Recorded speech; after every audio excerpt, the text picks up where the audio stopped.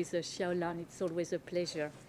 And we will listen today this afternoon more specifically to George Esengwe, that you have already heard this morning. He's the director of the Council for Science and Industrial Research in Ghana. And we will also listen to Sasha Wunsch-Vincent, I hope I'm pronouncing well, who is Senior Economic Officer at WIPO. WIPO is the World Intellectual Property Organization. And we will also listen to Xiaolan, especially I'm sure if you have questions on a number of issues related both to the intervention and to the study. But before beginning, I want to be relatively brief, but really I want to let you know how happy I am to participate in this conference, which in my view marks an important phase in the work of the TMDC and its partner on innovation and low-income country. I would say also that I'm very happy because it does illustrate clearly the change in the appreciation of the role that innovation can play in poorer countries and in the development, in particular, of those that are at the lower end of the development ladder. And actually, Xiaolan made already interesting remark because it's true, like I would say, several years or decades ago, people were really asking, and they are still actually saying, we have perhaps more pressing problems to solve, perhaps not making the relation or the connection between the solution of this problem and the need for technology and innovation development.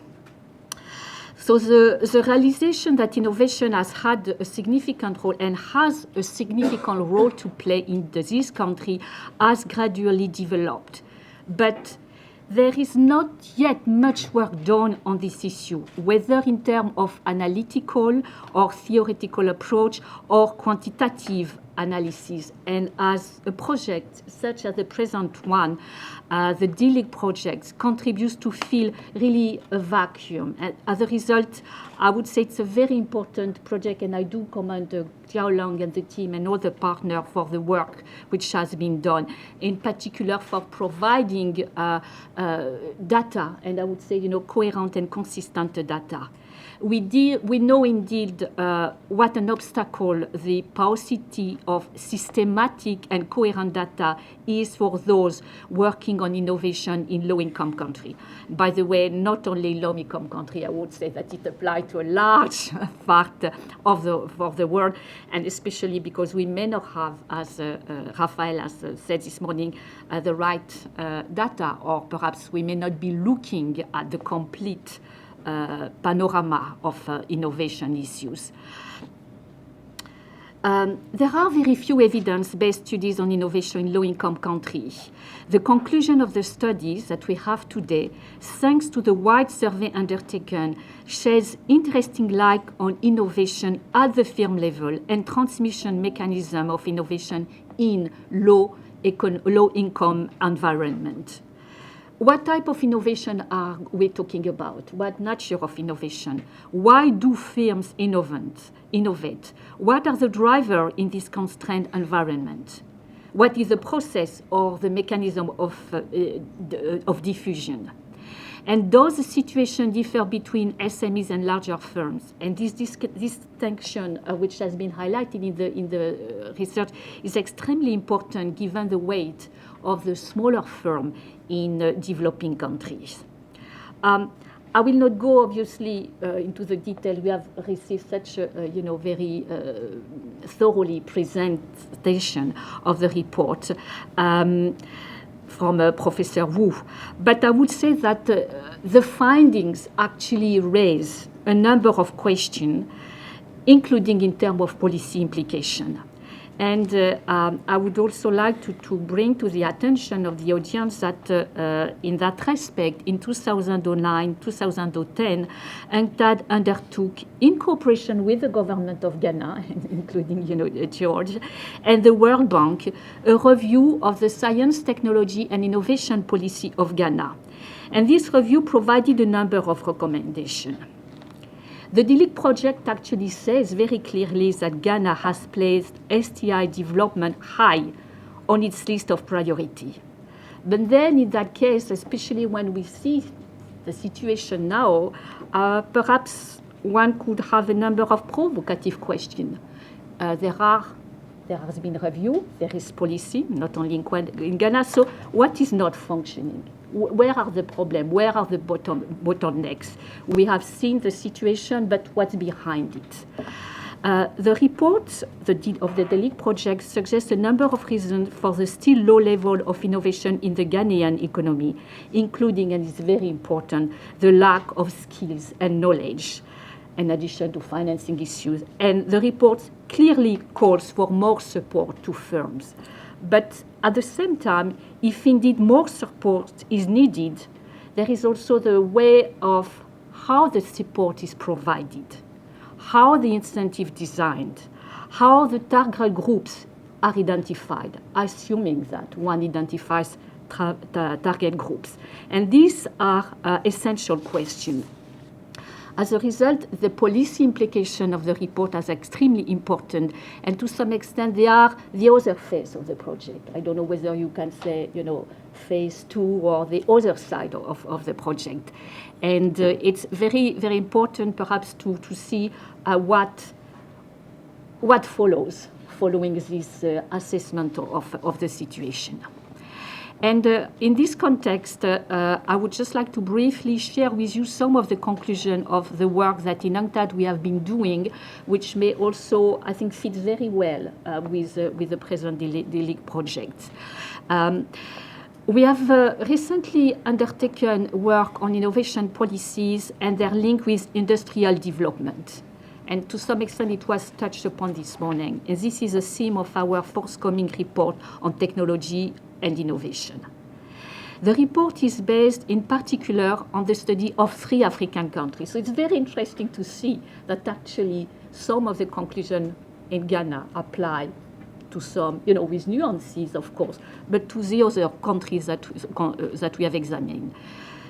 These 3 countries include Nigeria and 2 least developed countries, Ethiopia and Tanzania. That is, in the UN jargon, you may know that the least developed really are the bottom of the development level, even quite below Ghana. So as I said, there are interesting common features as regards STI between these 3 countries and Ghana, and I will mention them later on. We also did surveys of innovating enterprises in this economy, and I must say that I was very interested by the survey done in the DEGRP project, and I think if we do work of that kind in the future, this distinction between small, medium enterprises and larger firms is very important. We don't have it in our report. Somehow, I believe it's a little bit missing because it has policy implication. As I said, the forthcoming technology innovation report examines the relation between industrial policies and innovation policies, the overall objective being the industrial development of the country and actually the overall development of the country. The idea there is that innovation policy have to be seen in a broader framework whose overall objective is actually to achieve general economic and social development.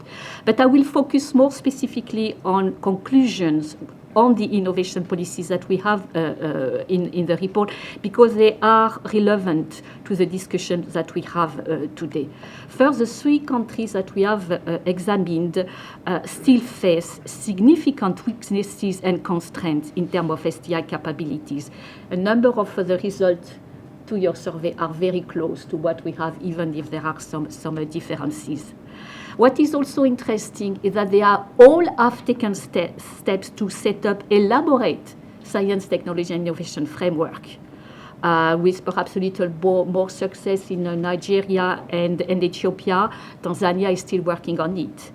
They all have adopted clear science, technology, and innovation policy, as Ghana has. So again, where is the problem? I mean, it's a little provocative question, but de facto, we also have a list of, it's not only Ghana, Nigeria, Ethiopia, it's Uganda, Lesotho, Mauritania, and you don't really see anything coming out.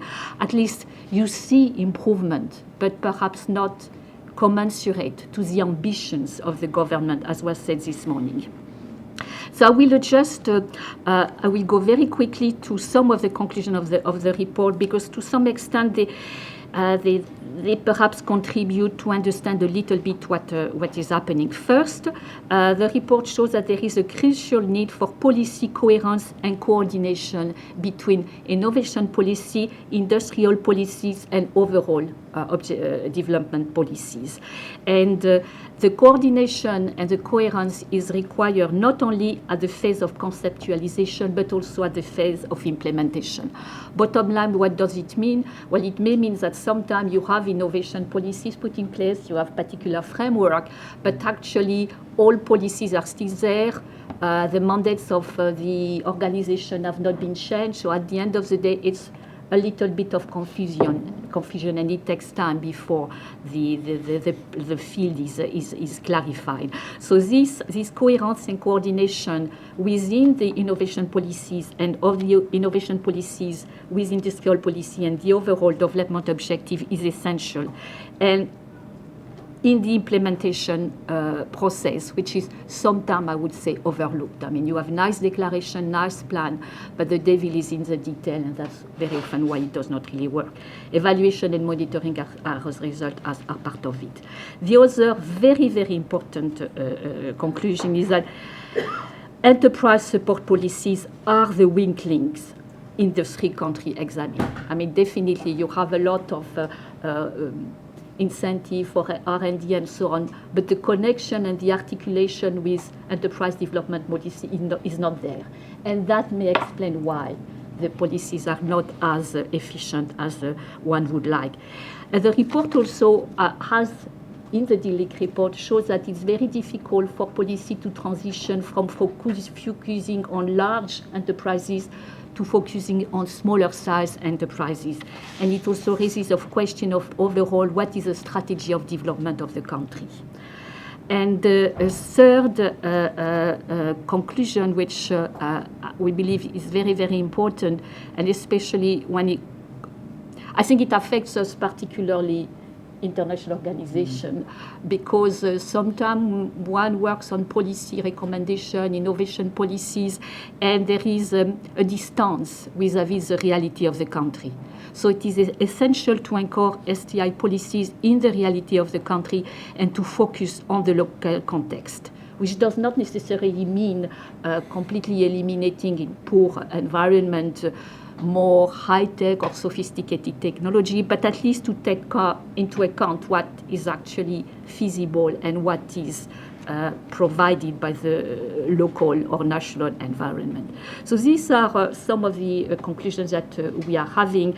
I will not go further into detail. The report is going to be published by the end of December, and hopefully we will share with you the outcome. But the issue then is that what, to some extent, are the implications for the DELIC project? And that's a question I will ask basically Sharon. Because the report has investigated the role of innovation in low-income countries. It has explored the nature of innovation, the determinants of innovation, the transmission mechanism. So to some extent, the assessment is done. But what would be interesting is to develop the reason why, especially in the places where we see that it does not work, there are obstacles, why things are not particularly working. For instance, at one point you say that enterprises do not have, they are not informed about the programs, the incentives. Where is information failure, if you want? So that is, the step further will be when you took all the negative assessment, where is the area where action could be taken. So the step further is understand better the reason why, like for instance the export discussion that we had a moment ago, and on that basis examine the policy implication.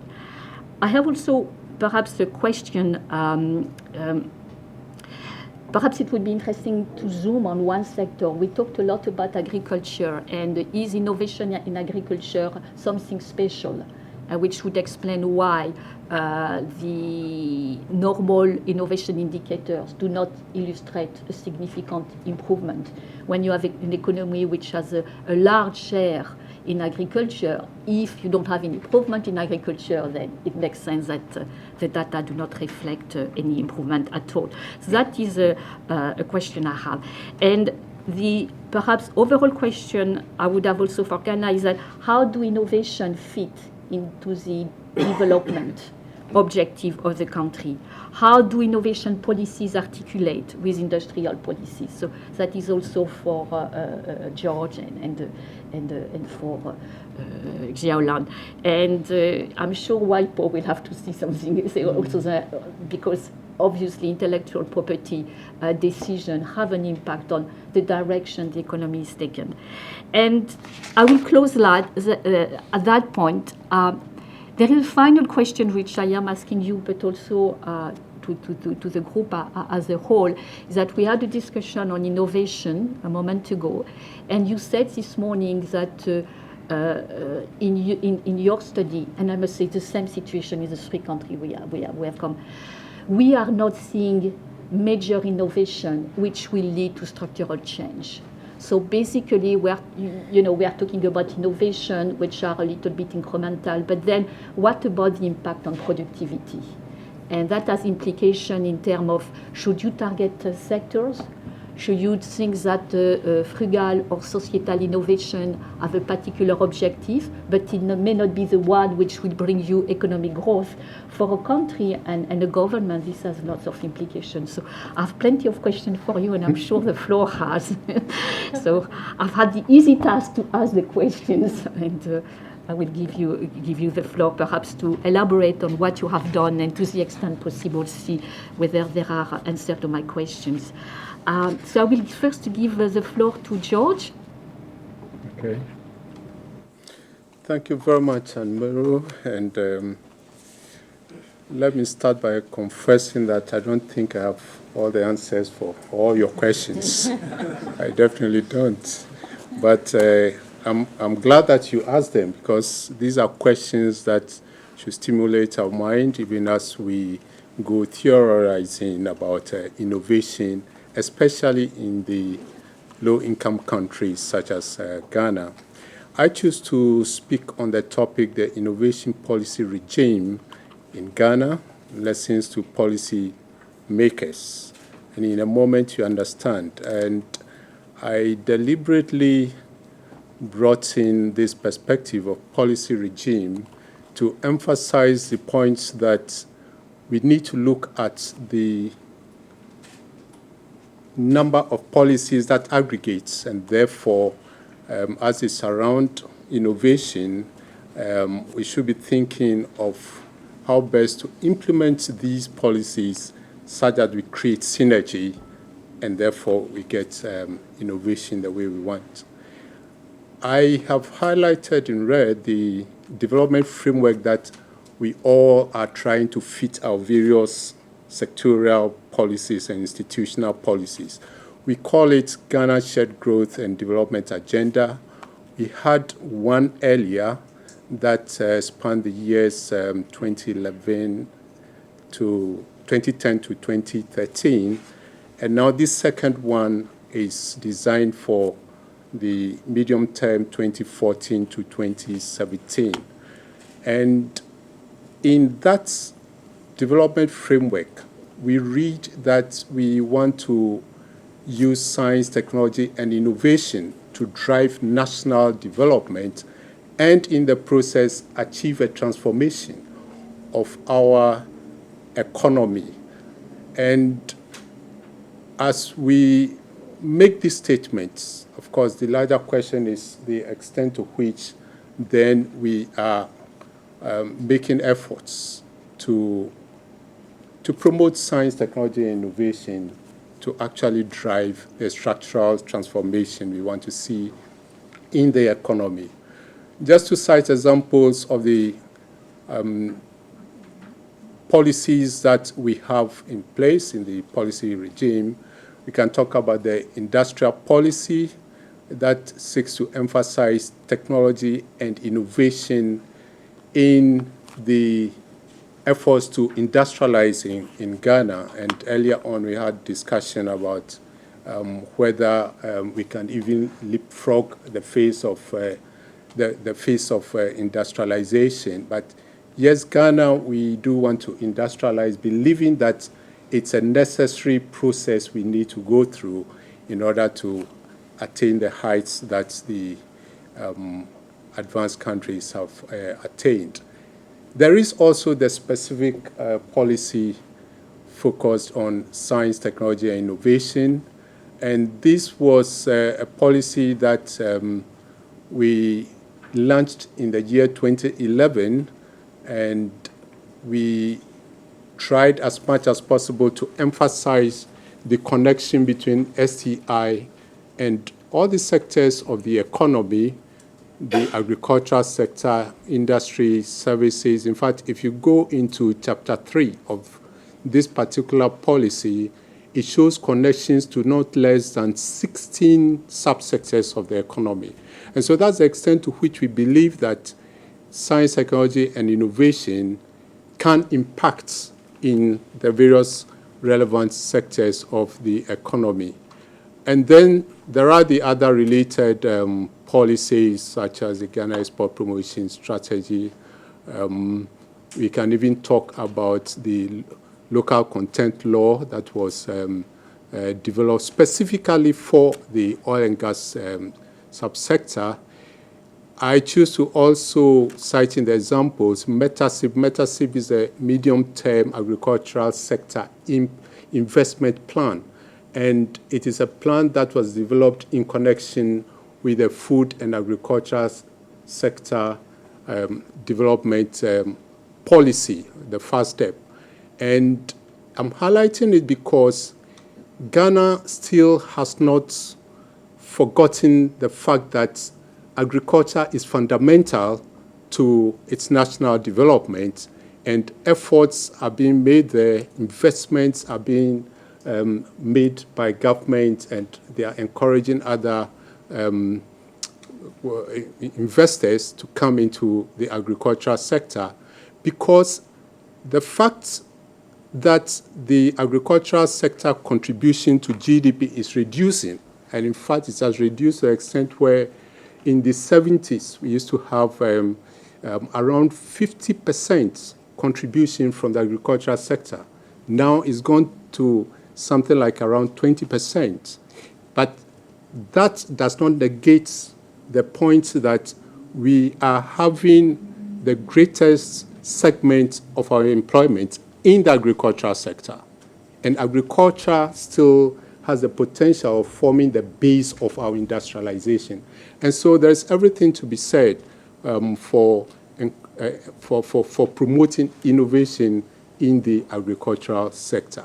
There are the others, and I brought in the CSIR Act, the Council for Scientific and Industrial Research Act, that reflects the national research and development policy that Ghana has. And in all this, I try to flag this point that the problem I see is the problem of implementation of policies. Because we have all these policies, the question is the extent to which we've been able to implement them, and implement them in such a way that we can achieve synergy and therefore enhance and promote innovation in the country. And if we look at the DELICT survey, there's something to be said for this. There is support for what I'm saying, in the sense that we interviewed around 500 respondents, both in the formal and informal sector, and we asked specific questions with regard to how the respondents assess the importance of government policies for their firms. And if you go through this range of variables, you realize that on the whole, the message from the sample is that government policies are important. They are important for the support that they will get to be able to start up from the legal perspective, from the financial, fiscal perspective, and all that. But look at how it compares with their assessment of the extent to which there had been implementation of government policies. And you realize that there is, a huge difference there. They don't think that government is doing much to provide fiscal subsidies, and it's a fact. I mean, the firms are on their own. They have to go and source for their funding to either get started in business or continue their operations, and it's tough for them. Of course, some of them have collapsed. Earlier on, I was chatting with one of the participants, and I was citing the case of the pineapple exporters. About 3-4 years back, Ghana is one of the big exporters of pineapples to Europe. We had about 38 fairly large exporters of pineapples into Europe. Now, as we speak, we have just about 6 of them. Most of them have collapsed. Their businesses have collapsed. So the point is that there doesn't seem to be the impact of policy implementation by the governments on the operations of the firms. And I think that we need to, or we can connect what they've experienced to the overall competitiveness that Ghana is experiencing currently. And as I put up this slide, I remember Ludwig's caution that when we go into putting the statistics together on the Global Competitiveness Index, we should remember that it's a private sector-driven response. And indeed, in Ghana, it's the Association of Ghana Industries, the AGI, that contribute to the overall report. But having said that, I must say that I think that what we have before us fairly reflects what is there in the country. Overall, Ghana is said to be at the rank of 111th out of 144. And, I did a comparison with Ghana because I must confess, the rivalry between Ghana and Nigeria is such that when I see that Ghana is performing better than Nigeria, then I'm happy. I don't mind confessing. And there's football, especially in football. I mean, all countries can beat Ghana, but if we manage to beat Nigeria, then hooray, we'll celebrate. Yeah. But the point I want to make here is this, that I believe if we are implementing our policies better and we are achieving the objectives for which we have spelled out these policies and we are creating the necessary synergies, we can impact on our competitiveness. Because look at it, I mean, take the case of higher education and training. In terms of rank, we are 106. If we look at the score, a score of 3.5, you wonder whether Ghana, after all these years of higher education, the history of higher education in West Africa actually connects with the history of higher education in Ghana. University of Ghana has been there for quite a long time, and when we achieved independence in 1957, one of the first things we did was to set up the Kwame Nkrumah University of Science and Technology. And it's said to be one of the leading science and technology universities in Africa. And so what has happened, and we have such a low score in our competitiveness index. Technological readiness, innovation and sophistication factors, business sophistication, and even the specific variable of innovation, as we see there, you realize that we are not scoring that high. And it is something that I think reflects the extent to which we have seen rather weak implementation of our policies. And so let me just conclude here, and I like to emphasize the point that for policymakers, we need to look at the challenge of policy implementation. From what we see in the DELIC survey, it is weak, and firms are operating in Ghana, and they see a disconnect between the policy goals and objectives, the policy intentions, and the policy actions on the ground. And it leads to having our competitiveness being at stake. And so there's need for radical solutions to this.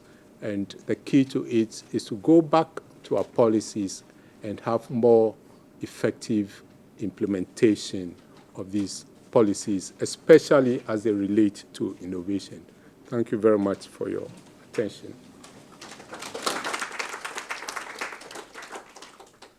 Thank you very much, George. I'm sure you will have follow-up questions. I will now give the floor to Sasha, who, as I said, is Senior Economic Officer at WIPO. Yes, good afternoon. I decided not to talk about intellectual property, at least not for the entire duration of the time. One of the significant differences, I believe, in the IP debate today as compared to maybe 10, 15 years ago is that the starting point, fortunately, for IP policy is first a pretty sound analysis of the innovation system. And so we've been doing all sorts of projects, some of them which are tied to the Global Innovation Index, where, by the way, Ghana ranks even better than on the Global Competitiveness Index. But also on many projects I've worked with some of you on innovation in the informal economy. And that is then a little bit the starting point for making sounder innovation policy and IP policy advice than potentially in the past. So I want to share with you a few policy lessons, as I call them, from the field, when we interact with governments. Some of them you will see echo some of the topics we've heard before.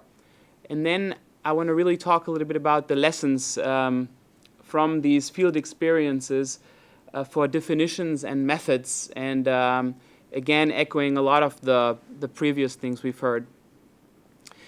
Now,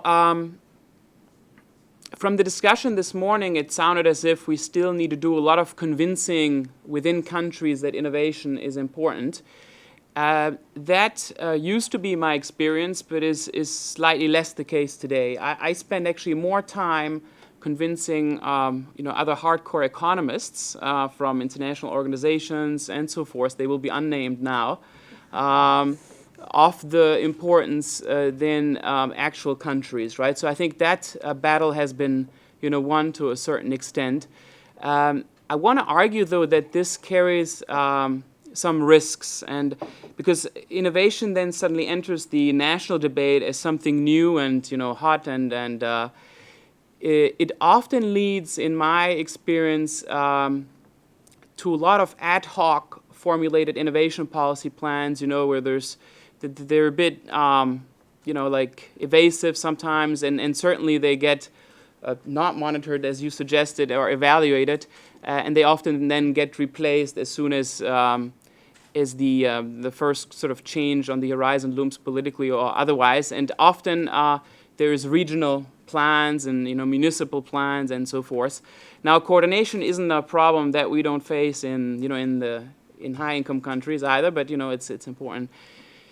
Coordination is an important issue. So if you treat innovation as something separate, you have an innovation ministry, innovation minister. That's a recipe for disaster usually. Most of the key responsibilities stay with much more powerful, ministries such as the Treasury or the trade ministries. And there, often the coordination between those fundamental policies, which I think institutions such as the ODI has a lot of experience in consulting on and with, they don't get coordinated with the broader innovation policy system. On IP policy, I'll get back to that later, but that usually is treated as a very technocratic thing on the side and even less coordinated with certain innovation policies. Perseverance, usually is quite key. We've heard a lot about China.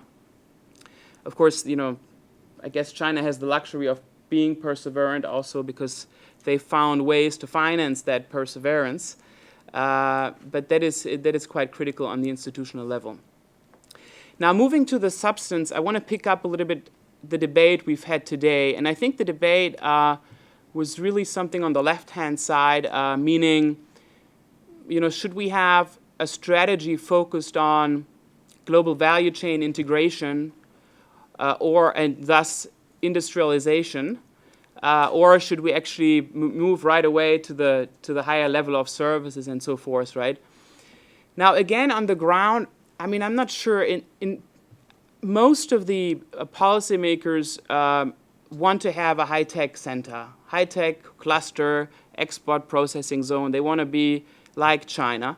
I'm not exactly sure they need a lot of convincing on that front. What is less clear, though, is whether enough attention is devoted to creating a framework which would allow for other forms of domestic innovation and bottom-up entrepreneurship. And sometimes one actually pushes out the other, attention to the other. So countries can do a limited number of things, and sometimes, that the right-hand side is actually, strictly forgotten. Now, okay, I'm not going to argue that global value chains here is unimportant and so forth. We all know that this has been critical for most of the success countries. Korea was named, et cetera, et cetera. But I'm not exactly sure that it's a guarantee for general success, broadly speaking, because even China and Korea also try to, reach the next ladder of innovation. So I want to argue, and I don't have, I'm an economist, but I should have empirical evidence for this, but I want to argue that the potential payoff for technology-neutral conditions, for bottom-up innovation, the word incentives has actually surfaced a lot today. But some of these countries that really focus on export processing zones, artificially creating, top-down systems, the last thing they think about is incentives, right? And that, in the third phase, to actually suddenly start instituting incentives, bottom-up incentives, sometimes is pretty challenging, actually. Now, for countries, this approach comes with less control, right? Because the progress and impacts are not easily monitored by data. It also takes a hell of a lot of time, potentially, right, to create, for M-Pesa suddenly to emerge out of nowhere, or certain forms of services. But I would tend to argue that we might have to spend a little bit more attention on that. So top-down approach is sometimes faster, but I wonder if in the medium term the proper incentives are being set. Again, a few lessons echoing and picking up on the things that you've mentioned before. And if I had to select about 6 priorities, a critical one is business sophistication. I think we all agree on this. Sometimes a very easy mechanism here, and I'm going to try to give a few, it's not easy answers, there's no easy answers, but from practical experience, what sometimes has worked. Sometimes the mere recruitment of by firms of university S&E graduates, right? If you set up some sort of a joint R&D project between a firm and a young S&E graduate, can sometimes very quickly contribute to awareness, innovative awareness in the firm. The linkages to the public research, that's also a consistent theme that we've heard about today. We haven't really talked much about practical solutions to this, and I think that we need to focus on it a little bit more. Now, again, in my field, in the experience, sometimes it requires quite practical approaches. So one I've seen quite successfully is the creation of a private university.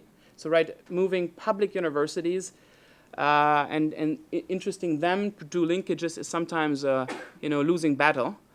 So I've seen in certain circumstances where actually the creation of a very dynamic private university, which then shows and leads the way in creating these linkages to firms, then spurs the existing other universities to do the same, and public research organizations. Setting up R&D manager associations, which then are on the board, of these universities, also often helps. Spillovers from multinationals to the local economy. Again, as economists, we think those spillovers are, not automatic, obviously. But I don't think the innovation scholars have spent enough time to study exactly what works and what doesn't work in this field. So most of the time, it's often disconnected. So I'm being driven to with a bus or some sort of a thing, or 1 hour out of somewhere, and this is where the special export processing zone is. So usually it's disconnected geographically, often from the existing innovation actors, and a lot of time is spent on inward mobility. So local science engineering graduates are spurred to actually go work for the multinational. Usually then are happy to be sent to Detroit or to Paris. But little thought is being put in recycling those skills into the local economy. Tapping the diaspora abroad, we haven't talked about it much today, but that seems to be the lowest hanging fruit, really. I've seen very beautiful things happening, including on the setting of innovation policy, right? When you involve those people, that often helps. Scaling up activities in micro-enterprises. We've had a beautiful project where Xiaolan contributed, George and others here in the room on innovation in the informal sector. And there, our main research focus was really to understand what are the mechanisms of appropriation. And with appropriation as an economist, we mean, how do they try to seek the rents and the returns from their innovation investments? And IP is just one of it, formal IP, but there's many other activities such as branding or first to market which help. And then finally, steering context-specific solutions for local challenges, and there the South-South trade angle is important, and that's again very practical. I think I have a picture from, I'll show you a picture from Sri Lanka in a minute, but that's very practical. It actually means that these solutions have a market which goes strictly beyond the local market, right? So you're not angling for a patent which is new to the world, but it might just actually be a patent, and you might actually be able to get a patent, but which is relevant for another South market. On IP, and I've shown you my cards at the outset, I really believe that we've made some progress here, but much more is needed. Most of the countries for 30 years just focused on implementing IP legislations, right? TRIPS obligations and so forth. And now there is significant IP capacities, in organizations such as the OECD, gradually also in other organizations. And we should move away from the step-by-step approach. Let's first establish the laws and legislations to comply, sign all sorts of trade agreements with those, to then much later on actually wondering about how your IP can be used to commercialize domestic innovations.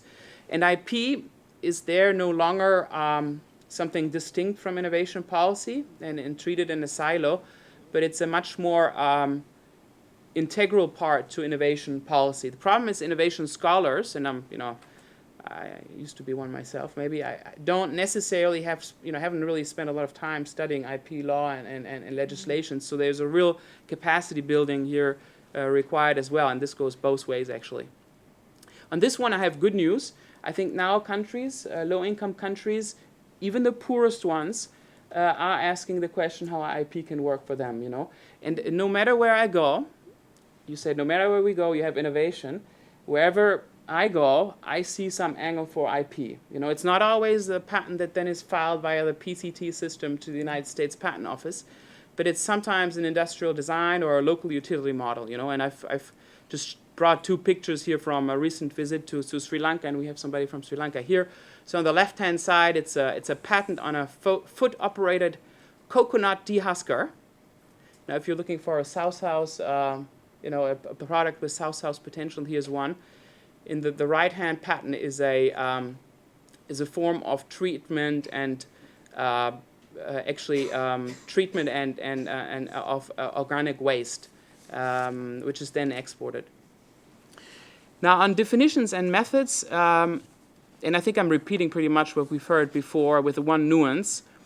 As a former OECD person, I'm happy that Oslo, Frascati, and so forth have the prominence now that they deserve. But I don't think it's necessarily an end game with respect to understanding innovation in developing countries. So I think we need to move beyond that. A lot of very good suggestions were made today. But if, maybe as an action point that we could collate these experiences a little bit better. Then on definitions, again, I'm happy that we move beyond just Oslo. And I'm very intrigued by the fact that all definitions that surface in the emerging country circumstances always have a purpose to it. It's very funny, right? The Oslo manual, you don't have to have a purpose for innovation, right? You just have to be new to something, correct? But in these innovations that I see from Ashelka, and there's always either to improve living conditions or to overcome certain societal or social challenges. Now for me, then it gets quite, if there's a lot of new words like frugal, sustainable, inclusive, social, sustainable, it gets slightly, for me, slightly challenging as with a statistical hat on. And I wish we wouldn't, maybe we're complicating our lives a little bit more, but maybe we could actually enrich the rich country definition of innovation by work on the low-income economies. In terms of surveying, again, sending innovation or SIS-type surveys just out to a randomized sample of 50,000, whatever or so, it's not going to work because we lack the contextual information that you were able to gather via your great, structured interviews. And very interestingly, and I wonder actually if in high-income economies it's fundamentally different, the SIS surveys, there's always a connection to the marketplace, right? Fundamentally, it's a commercialized innovation, and the enterprise is the level of analysis. And in the innovations that we've looked at in the informal sector, there was often a community dimension to it. You said indigenous knowledge, so even the sources of knowledge were not appropriated fully by one individual or firm, but they were more dispersed. So that's going to be interesting to see how we can there dig out. And I'm interested in the channels of learning. We heard from you, I think, this morning about competencies and organizational setups, the upgrading and drivers and incentives for innovation and certain outcomes. That would be good. So that's my last slide. So essentially, if we could consolidate these definitions, and maybe even by grouping your work, our work, and other works here in the room with ideas that were presented today to come up with a semi-structured interview guide or so, which then maybe could even be replicated, maybe we could even work together then by international organizations, that would be a big plus. And then report back with some lessons on optimal policy mixes. On all the problems that we mentioned today, there is good experiences in countries, and you've surveyed a lot, we've surveyed a lot, but we haven't really brought it together quite yet. So, thank you. Thank you very much, So now, either I give the floor now to Xiaolan to answer to some of the questions, or do you want perhaps listen to the audience first and answer? Yeah, I think listen to the audience first and okay. then we'll respond.